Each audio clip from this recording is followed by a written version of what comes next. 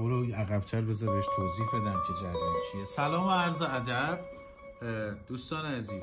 این صدایی که میشنوید ارتعاش این گیاه هست که به وسیله پراب وصل شده به حسگر و نهایتاً میره و تبدیل میشه به صدا. میخوام یه مطلبی رو عرض کنم خدمتتون که این گیاه با رفتاری که من باهاش انجام میدم، باهاش رفتار میکنم، داره به هم واکنش نشون میده. این گیاه ببینید، من میخوام به برگش دست بزنم، خودتون شاهد باشید که در ارتعاشش چه اتفاقی میفته و واکنشش رو ببینید. بیا جلوتر.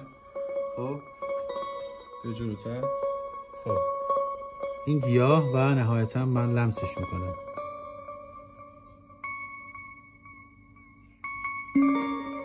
یه ها ول میکنم و نهایتا استرسی که بهش وارد میشه بازم میگیرم آروم.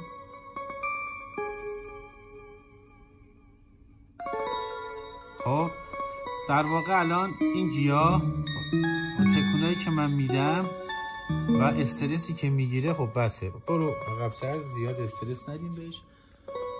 دوستان هدفم اینه، این حسگرهای طبیعی با این عظمتشون برای ما، برای شرایط زندگی ما لازم هستن.